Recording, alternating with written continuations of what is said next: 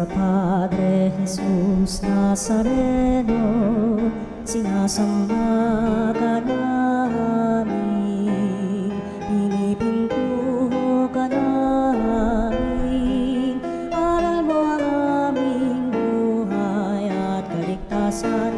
Nuestro Padre Jesús Nazareno, iligtas mo kami sa kamatayan, ang krus mong pinamatayan ay sagisag ng aming kaligtasan. Nuestro Padre Jesús Nazareno, dinarangal ka namin. Nuestro Padre Jesús Nazareno, inulwalhati ka namin. Nuestro Padre Jesús Nazareno, inarangal ka namin. Nuestro Padre Jesús Nazareno, inulwalhati ka namin. Sa bawat pagkukuro, lahat ay makayakap. Buksan ang aming isip, sikatan ang liwanag ng kusang matangkilik, tungkulin mabanag. Buksan ang aming palad, sarili maialay. Tulungan mong ihanap kami ng bagong malay.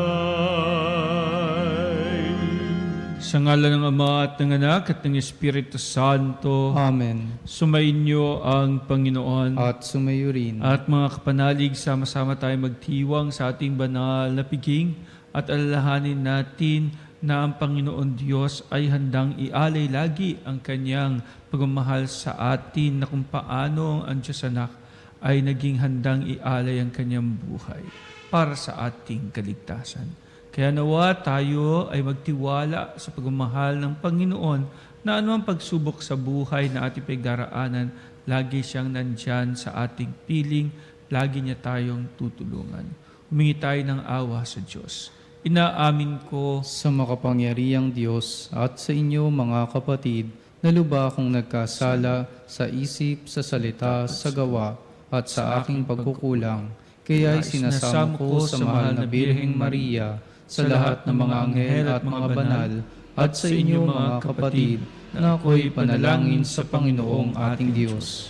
kaawaan tayo ng makapangyarihang Diyos, patawarin tayo sa ating mga kasalanan, at patubayan tayo sa buhay na walang hanggan. Amen.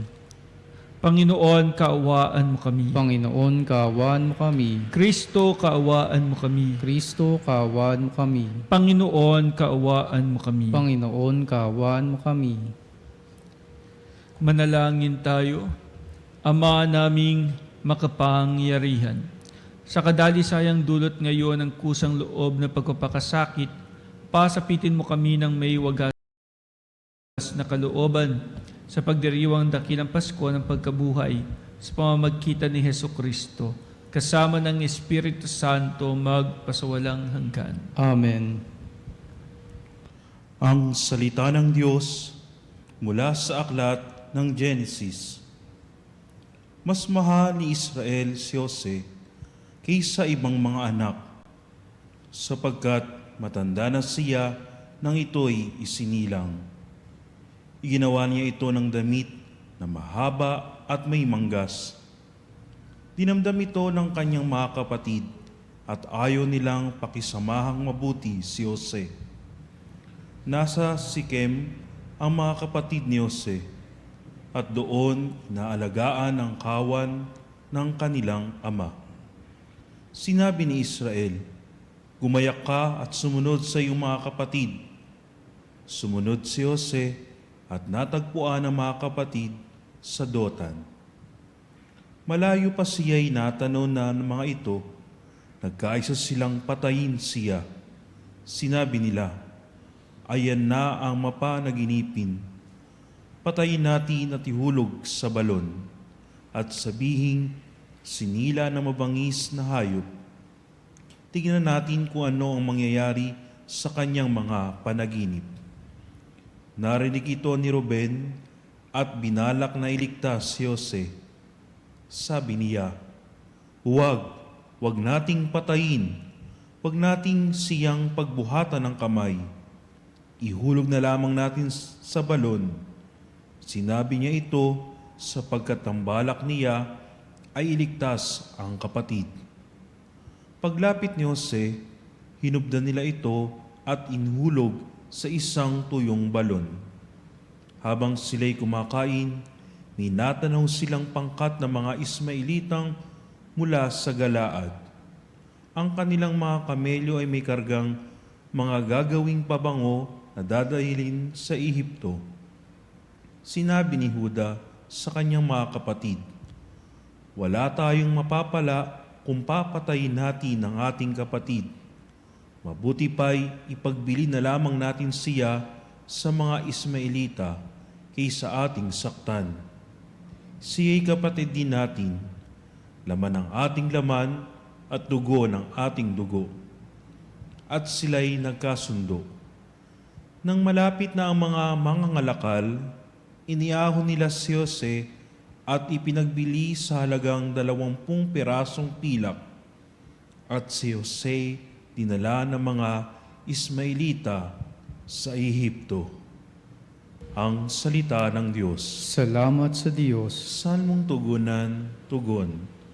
Gunitain ng malugod ang dakilang gawa ng Diyos. Gunitain ng malugod ang dakilang gawa ng Diyos. Sa lupain nila'y mayroong tagutom na ipinarating itong Panginoon, kung kaya nagdahop sila sa pagkain. Subalit ang Diyos sa unahan nila'y may sugong lalaki, tulad ng alipin ibinenta nila ang batang si Jose. Gunitain ng malugod ang dakilang gawa ng Diyos. Mga paa nito'y nagdanas ng hirap, nang ito'y ipangaw. Pati leeg niya'y pinagpakwintas ng kolyar na bakal, hanggang sa dumating ang isang sandali na siya'y subukin nitong Panginoon, na siyang nangakong siya'y tutubusin. Gunitain ng malugod ang dakilang gawa ng Diyos. Ang kinakasangkapan niya'y isang hari, siyang nagpalaya. Pinalaya sila nitong haring ito na namamahala. Doon sa palasyong tahanan ng hari, pinapamahala sa buong lupain. Si Jose ginawa niyang katiwala. Gunitain ng malugod ang dakilang gawa ng Diyos.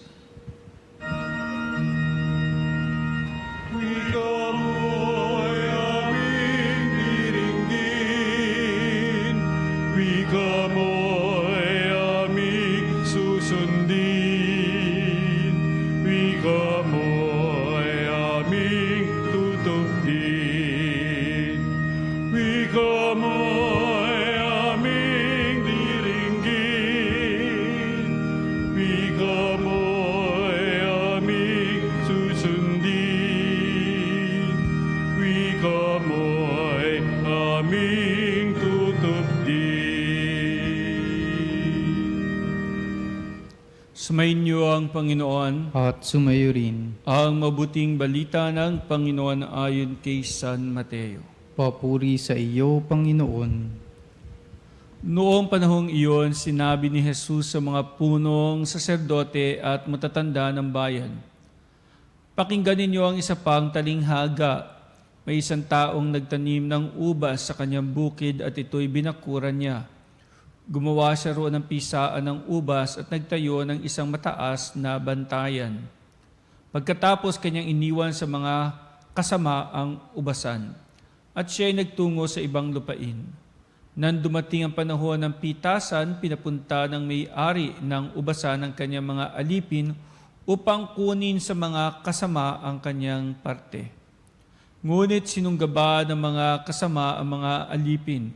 Binugbog nila ang isa, pinatay ang ikalawa at binato naman ang ikatlo. Pinapunta uli ng may-ari ang mas maraming alipin, ngunit gayon din ang ginawa ng mga kasama sa mga ito. Sa kahuli-hulihay pinapunta niya ang kanyang anak na lalaki. Igagalang nila ang aking anak, wika niya sa sarili.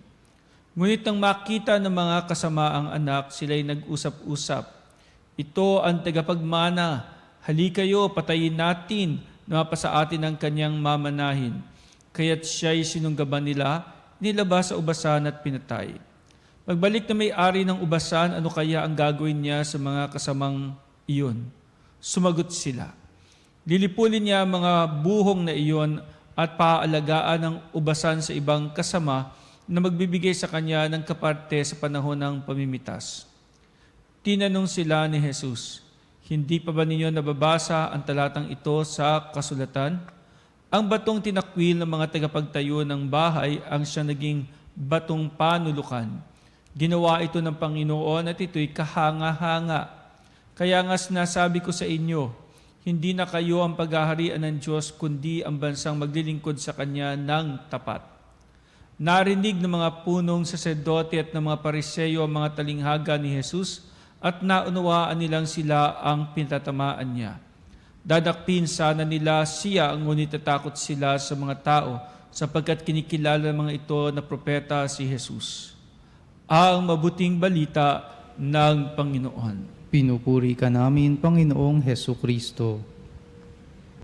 At mga kapanalig, sa ating pakikinig at kung tayo nakapagnilay sa ating unang pagbasa ng salita ng Diyos at ng ating ebanghelyo, makita natin ang halos pagkakahawig na itong sa lumang tipan, itong si Jose ay pinagtangkaang patayin siya ng kanyang mga kapatid dahil sa inggit, dahil sa selfishness, pagiging makasarili ng bawat isa na nagdulot ng inggit at selos up to the point na willing silang patayin kahit ang sarili nilang kapatid. And we all know na ang nangyari nga ay inihulog na lamang siya sa balon at siya ay ipinagbili bilang alipin. And then pagdating natin sa ating ebanghelyo ngayon, nagbigay si Jesus ng talinghaga na kung saan ay halos ganon din ang nangyari, na kung saan ay ang may-ari ng ubasan, pinapunta niya ang kanyang mga alipin para kuhanin ang kaparte, na ito ay simbolismo. Ito ay ang mga propeta na unang ipinadala ng Panginoong Diyos. Subalit kanilang sinunggaban, binugbog, pinatay, pinagtangkaan ng masama. Sa bandang huli ay pinadala ang anak. At ang anak, sa sobra din nilang inggit, katulad sa unang pagbasa, inggit, selos, pagkamakasarili, karamutan, kasakiman, ay pinatay nila ang anak na may-ari ng ubasan. At alam nating lahat na ito'y kinuwento ng Panginoong Hesukristo sapagkat ito ang magaganap sa Kanya. Ang matapos na siya ay gumawa ng kabutihan, magpagaling na may sakit, magpakain mga nagugutom, ipangaral mabuting balita, at ipahayag na ang pagpapatawad at pagmamahal ng Diyos, siya pa ay pinatay, pinaslang. Siguro kung isipin natin na parang napakalungkot ng ating una pagbasa ng ating talinghaga at ang talagang mangyayari sa pagdinilay natin ngayong mahal na araw sa buhay ng ating Panginoong Hesukristo, ang kanyang pagpapakasakit, kamatayan. Pero hindi nagtatapos sa kamatayan yan lagi. In fact, ang Kwaresma ay paghahanda. Ito ay 40 araw na paghahanda sa pagdiriwang natin ng Pasko na muling pagkabuhay ng Panginoon. Hindi lamang ito pagninilay ng kanyang paghihirap at kamatayan, ang kabuuan nito, ito ay mabubuo kapag sumapit na tayo sa Pasko na muling pagkabuhay ng Panginoon. Meaning, yung lahat ng itong pinagdaanan, katulad ng sa unang pagbasa kay Jose, alam nating lahat na hindi naman naging masama ang naging kalagayan talaga ni Jose sa bandang huli. Alam natin na sa bandang huli ay naging maganda ang kanyang kapalaran, ang kanyang kalagayan.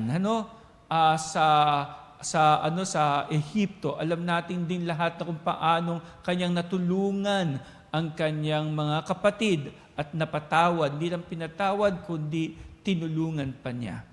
Alam niyo mga kapanalig, ang lahat ng paghihirap at pagdurusang ito, lahat ng ito'y mayroong tagumpay.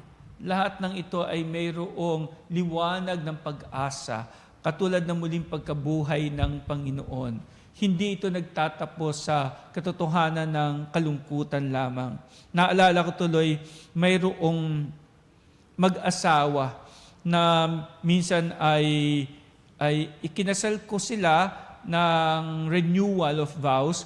And then sabi ko sa kanila, nung nag-uusap kami, nung ini-interview ko sila, sabi ko sa kanila, ngayon kayo po ay mag-renewal.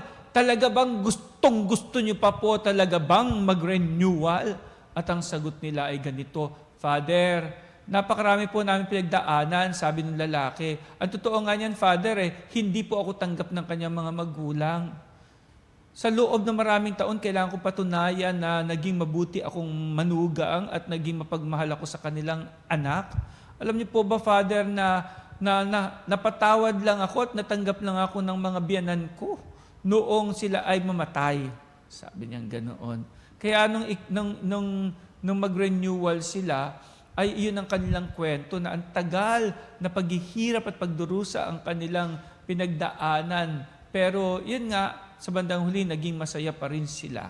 Ang malungkot ay eto, after a few months, nagkasakit yung lalaki at nataningan ng kanyang buhay at namatay.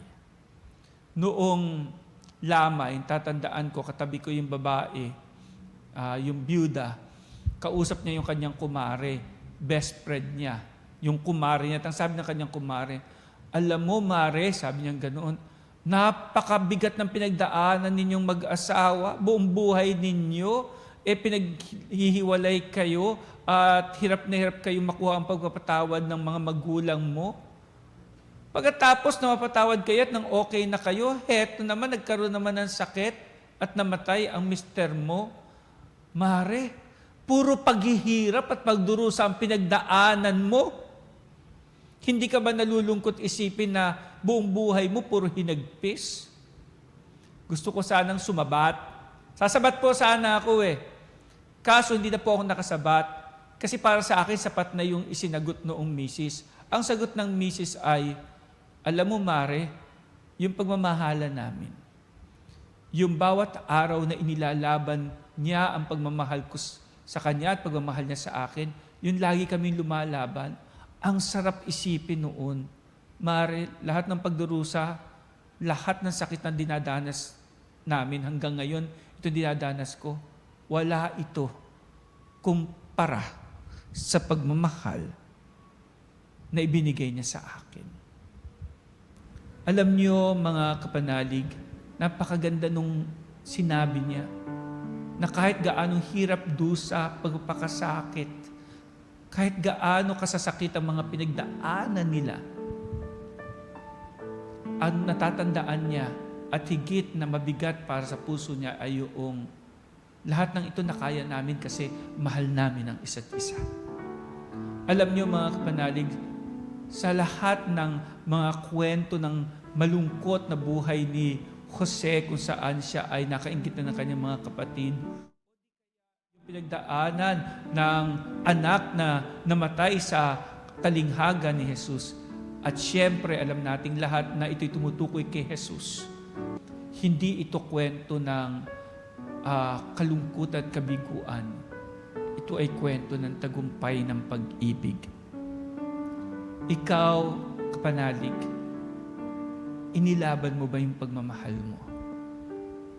Yung Palagi mo bang sinasabi sa sarili mo na kahit nagdaraan kayo sa pagsubok at hirap, magwawakas din sa isang napakagandang at napakasayang pagtatapos at pagwawakas dahil sa pagmamahal. Kaya kapanalig, kung nagdaraan ka man ngayon sa pagsubok, sana makita mo na lahat ng iyan magwawakas din, mapagtatagumpayan mo rin. Amen.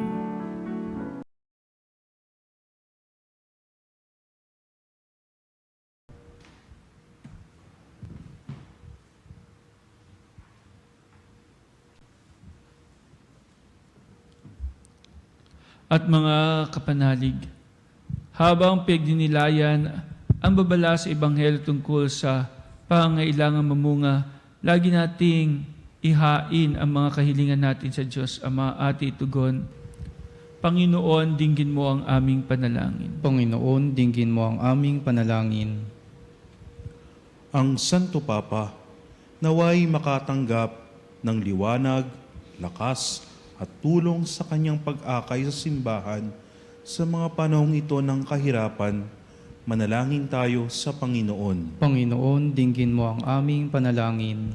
Ang ating mga isipan naway mapuspos ng kapayapaan ng Diyos na naghahatid ng walang hanggang kagalakan at walang katapusang kaligayahan, manalangin tayo sa Panginoon. Panginoon, dinggin mo ang aming panalangin. Sa ating mga sariling buhay, naway makapagbigay tayo ng bunga ng pag-ibig, pagpapatawad, katarungan, at kapayapaan. Manalangin tayo sa Panginoon. Panginoon, dinggin mo ang aming panalangin. Ang mga may sakit at nagdurusa, naway hindi panghinaan ng loob sa gitna ng kanilang dinaranas na mga pagsubok at sa halip ay palakasin ng salita ng Diyos. Manalangin tayo sa Panginoon. Panginoon, dinggin mo ang aming panalangin. Ang mga yumao, naway tumanggap ng kanilang walang hanggang kapahingahan sa iyong kaharian. Manalangin tayo sa Panginoon. Panginoon, dinggin mo ang aming panalangin.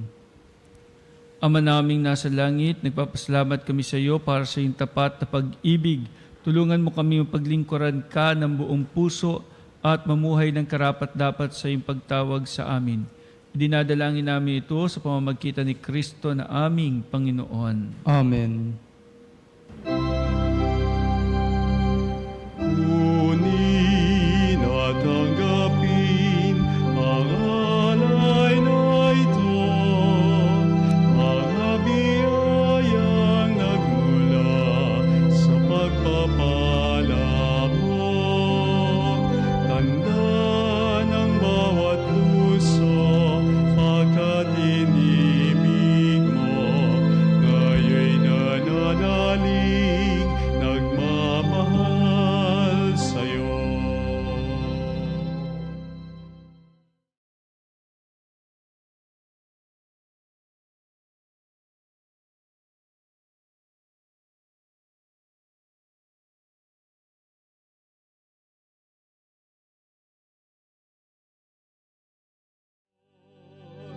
At alak na nagmula sa isang tangkay ng ubas, inuming nagbibigay lakas. Kunin at Manalangin kay mga kapatid upang ating paghahain ay kalugdan ng Diyos Ama makapangyarihan. Tanggapin nawa ng Panginoon itong paghahain sa iyong mga kamay, sa kapurihan niya at karangalan sa ating kapakinabangan at sa buong sambayanan niyang banal. Ama naming lumikha, pangunahan nawa kami ng iyong kagandang loob sa aming paghahain bilang iyong mga lingkod upang sa matapat na pamumuhay kami maitaguyod sa pamamagitan ni Hesukristo kasama ng Espiritu Santo magpasawalang hanggan. Amen. Sumayin niyo ang Panginoon. At sumayo rin. Itaas sa Diyos ang inyong puso at diwa. Itinaas na namin sa Panginoon. Pasalamatan natin ang Panginoong ating Diyos. Marapat na siya ay pasalamatan. Ama naming makapangyarihan, tunay ngang marapat na ikaw ay aming pasalamatan sa pamamagitan ni Hesu Kristo na aming Panginoon. Sa pagbabaka sakali mong kami bubuti, sinugo mo si Hesu Kristo pampangunahan kami bilang pagsunod sa iyong atas na bigay. Ipinahayag ng iyong anak ang iyong kalooban na mga apitdukha ay kanyang damayan. Ngayon ay iyong inihahandog ang pagkakataong aming maisaloob ang kanyang ganap at kusang paglilingkod upang sa lagi kaming makasunod. Kaya kaisa ng mga anghel nagsisiawit ng papuri sa iyo nang walang humpay sa kalangitan, kami nagbubunyi sa iyong kadakilaan.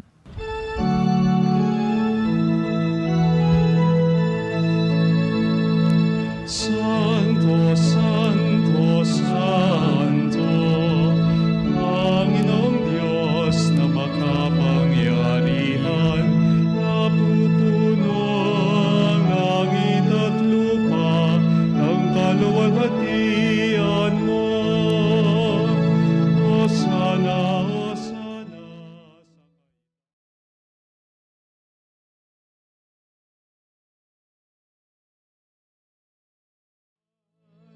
Pinagpala ang naparirito sa ngalan ng Panginoon. Hosana, Hosana sa kaitaasan. Hosana, Hosana sa kaitaasan.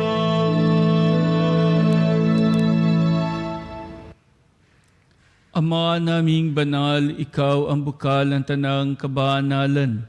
Kaya't sa pamamagitan ng iyong Espiritu gawing banal ang mga kaloob na ito upang para sa amin ay maging katawan at dugo ng aming Panginoong Heso Kristo. Bago niya pinagtiisan kusang loob na maging handog, hinawakan niya ang tinapay, pinasalamatan kanya, pinagati-hati niya iyon, iniabot sa kanyang mga alagad at sinabi, "Tanggapin ninyong lahat ito at kanin. Ito ang aking katawan na ihahandog para sa inyo."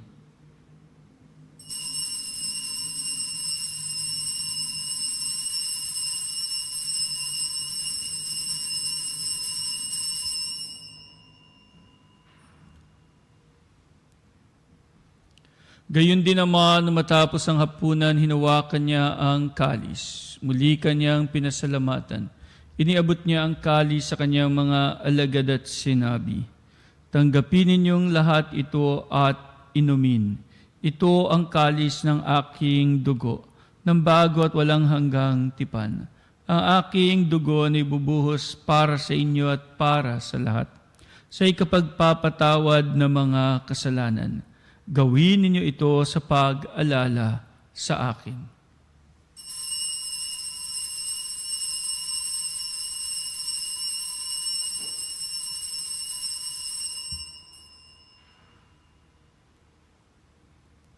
Ang misteryo ng pananampalataya. Si Kristo'y namatay, si Kristo'y nabuhay, si Kristo'y babalik sa wakas ng panahon. Ama, ginagawa namin ngayon ang pag-alala sa pagkamatay at muling pagkabuhay ng iyong anak, kaya't iniaalay namin sa iyo ang tinapay na bibigay buhay at ang kalis na kakaloob ng kaligtasan. Kami nagpapasalamat dahil kami iyong minarapat na tumayo sa harap mo para maglingkod sa iyo. Isinasamo namin kami magsasalo-salo sa katawan at dugo ni Kristo ay mabuklod sa pagkakaisa sa pamamagitan ng Espiritu Santo. Ama, lingapin mo ang iyong simbahang laganap sa buong daigdig. Puspusin mo kami sa pag-ibig. Kaisa ni Francisco naming Papa, ni Elias naming Obispo at ng Tanang Kaparian. Alalahanin mo rin ang mga kapatid naming nahimlay, may pag-asang sila'y muling mabubuhay. Gayon din ang lahat ng mga pumanaw. Kaawaan mo sila at patuloyin sa iyong kaliwanagan. Kaawaan mo at pagidapatin kaming lahat na makasalo sa iyong buhay na walang wakas. Kaisa ng mahal na Birheng Maria, Ina ng Diyos, ng kanyang kabiyak ng puso si San Jose, kaisa ng mga apostol at ng lahat ng mga banal na namuhay dito sa daigdig ng kalugod-lugod sa iyo. May pagdiwang nawa namin ang pagpupuri sa ikararangal mo sa pamamagitan na iyong anak na aming Panginoong Heso Kristo.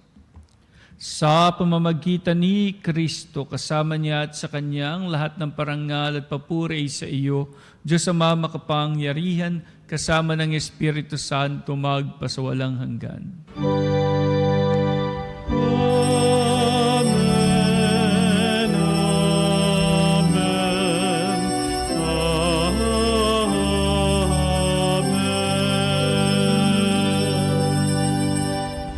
Bilang isang bayan ng Diyos at tinipon sa pag-ibig, dumulog tayo ngayon sa Ama sa panalangin itinuro ng ating Panginoong Heso Kristo.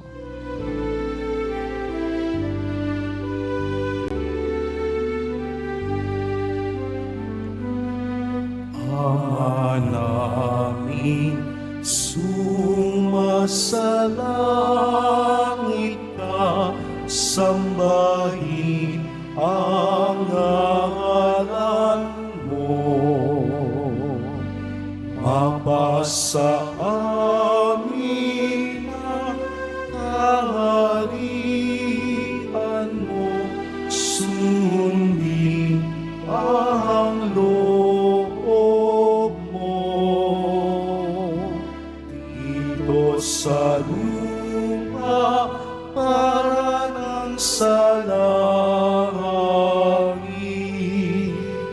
bigyan mo kami ngayon ng aming kakanin sa araw-araw,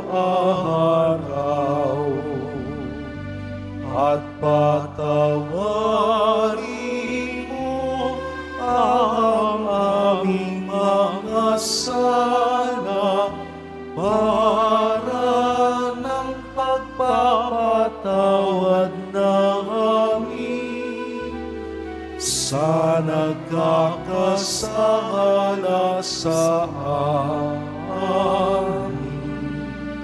At huwag mo kami ipahintulot sa tukso, at iadya mo kami sa lahat ng masama.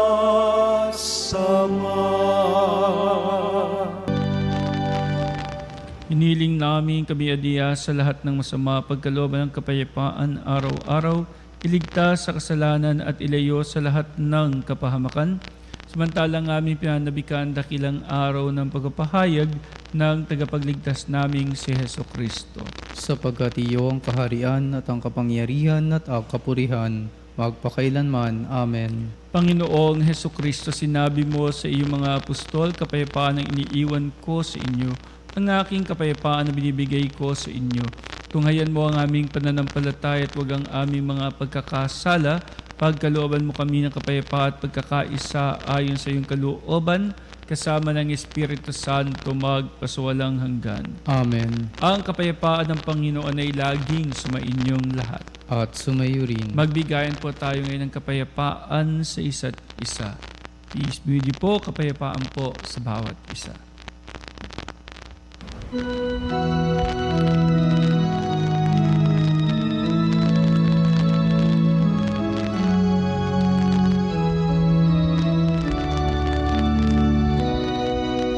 Cordero ng Diyos na nag-aalis ng mga kasalanan ng mundo,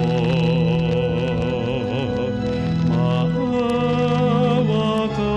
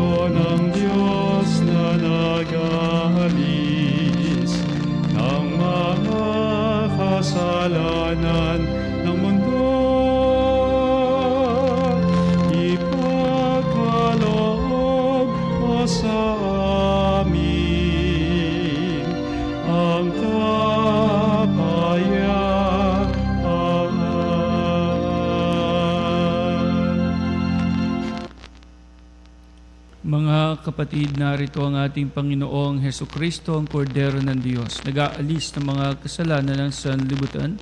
Mapapalad tayong inaanyayahan sa kanyang banal na piging. Panginoon, hindi ako karapat-dapat na magpatuloy sa iyo, ngunit sa isang salita mo lamang ay gagaling na ako.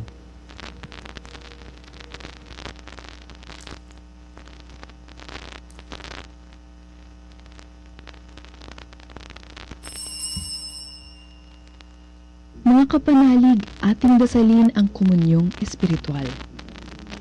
O Jesus, nananalig ako sa pananahan mo sa kabanal-banalang sakramento. Minamahal kita higit sa lahat at hangad ka ng aking kaluluwa. Hindi ko man matatanggap ngayon ang iyong katawan at dugo, inaasahan ko na patuloy kang mamumuhay sa aking puso. Naniniwala ako na narito ka at kaisa ka ng aking buong pagkatao. Huwag mong ipahintulot na mawalay ako sa iyo. Amen. Panalangin sa karangalan ng Nuestro Padre Jesus Nazareno. O Jesus Nazareno, katamis-tamisan naming manunubos, sa harap mo ngayon naririto kami't nangangayupapa at nagsisisi ng taos-puso sa aming pagiging walang turing sa iyo at paglimot sa di mabilang na mga biyaya mo, lalong-lalo na yaong mahalagang biyaya ng pagtutubos. Dinaramdam namin at pinagsisisihang labis, Panginoon ko, ang pagkakasala namin sa iyo.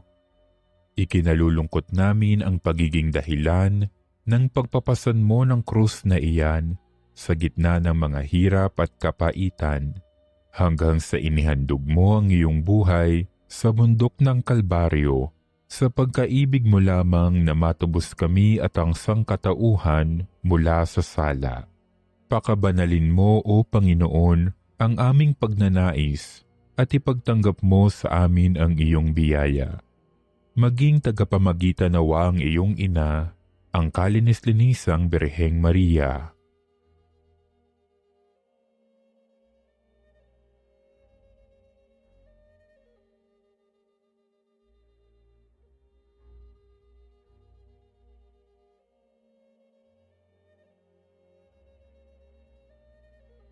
Ama naming makapangyarihan, niloob mong akuin ang iyong anak, ang krus at kamatayan, upang ang sangkatauhan ay matubos at mabuhay.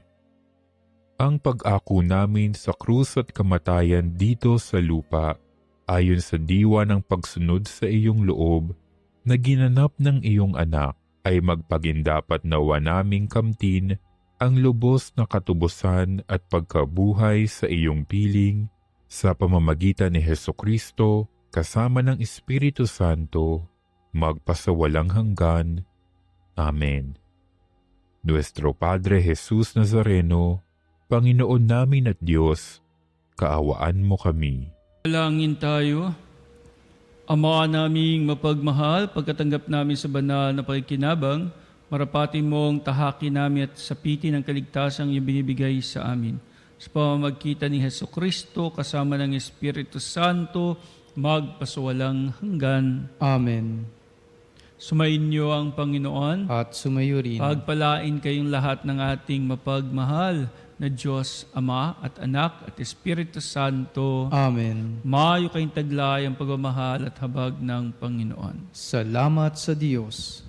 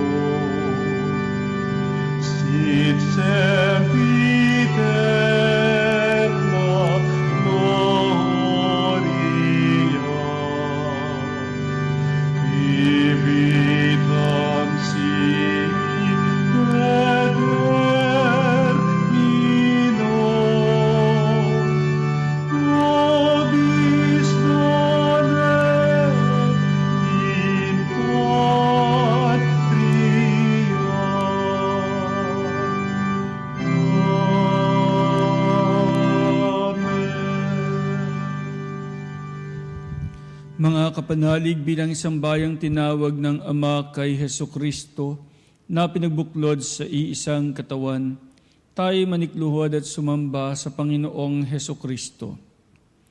Sa kabanal-banalang sakramento sa altar. Sa sandaling ito ng pagpupuri at pagsamba sa banal na sakramento, alalahanin natin ang ating mga kapanalig na kasama natin ngayong nakikinig at nakasubaybay sa ating himpilan.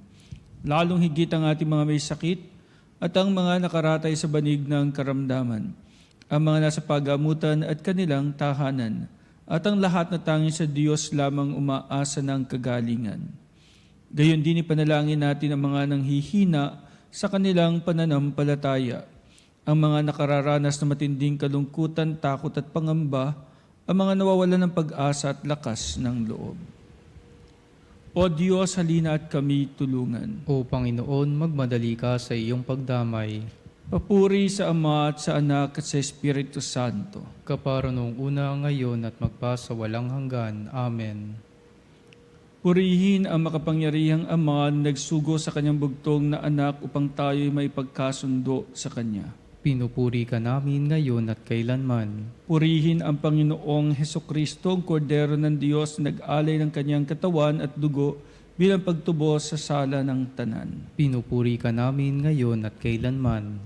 Purihin ang banal na Espiritu, ang Panginoong nagpapabanal na pumupuspos at nagbibigay kagalingan sa lahat. Pinupuri ka namin ngayon at kailanman.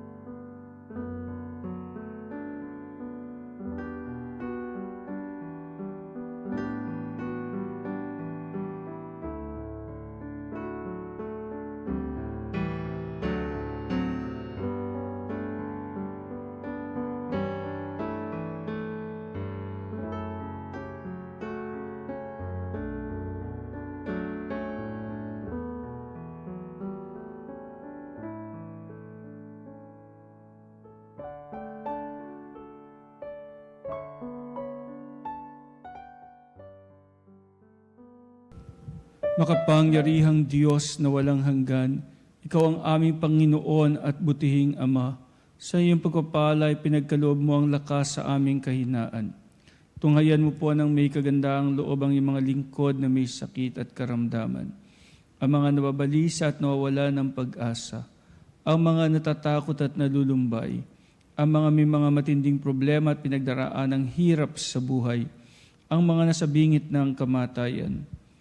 Pagalingin at aliwin mo po sila sa kanilang mga karamdaman at ibalik sa kalusugan at kapanatagan ng loob upang mabatid nila ang iyong kabutihan at sila'y magpasalamat sa iyong banal na pangalan. Hinihiling namin ito sa pamamagitan ni Kristong aming Panginoon. Amen. Panginoon, nagsusumamo kaming dalawin ng tahanang ito at alisin mula rito ang lahat ng mapanirang kapangyarihan ng kaaway. Manahan nawa rito ang iyong mga anghel na banal upang panatilihin kami sa kapayapaan at sumaaminwan lagi ang iyong pagpapala. Hinihiling namin ito sa pamamagitan ni Kristong aming Panginoon. Amen. Gawaran nawa tayo ng makapangyarihang Diyos ng kapanatagan ng loob at mapayapang buhay. Amen.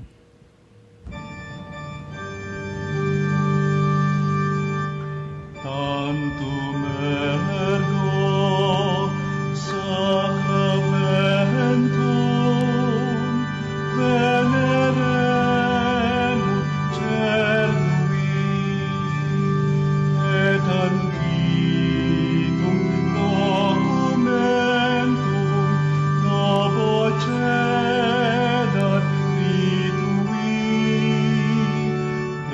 de fides supplementum sensum defectui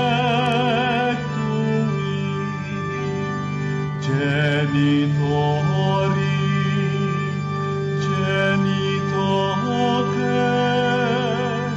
lauset jubilatio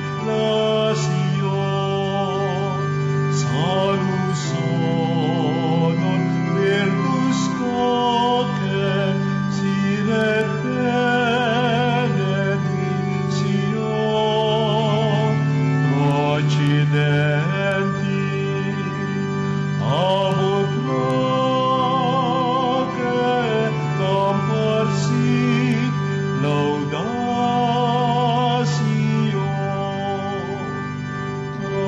Amen. Amen.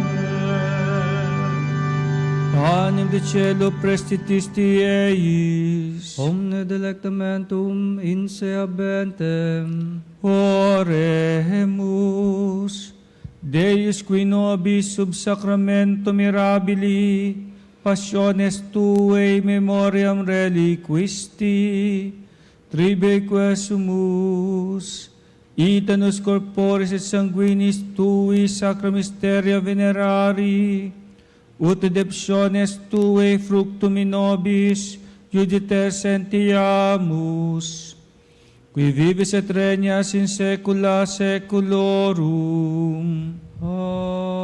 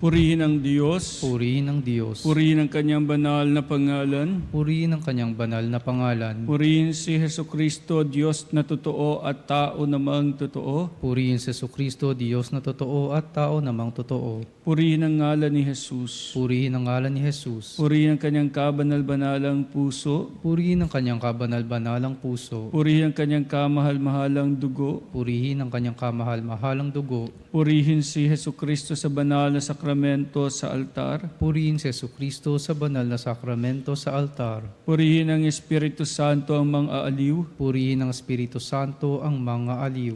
Purihin ang dakilang ina ng Diyos si Maria Santissima. Purihin ang dakilang ina ng Diyos si Maria Santissima. Purihin ang kalinis-linisang paglilihi sa Kanya. Purihin ang kalinis-linisang paglilihi sa Kanya. Purihin ang kanyang maluwalhating pag-aakyat sa langit. Purihin ang kanyang maluwalhating pag-aakyat sa langit. Purihin ang ngalan ni Maria, Birhen at Ina. Purihin ang ngalan ni Maria, Birhen at Ina. Purihin si San Jose ang kanyang kalinis-linisang esposo. Purihin si San Jose ang kanyang kalinis-linisang esposo. Purihin ang Diyos sa kanyang mga anghel at mga santo. Purihin ang Diyos sa kanyang mga anghel at mga santo. Sacrament most holy, O sacrament divine, all praise and all thanksgiving be every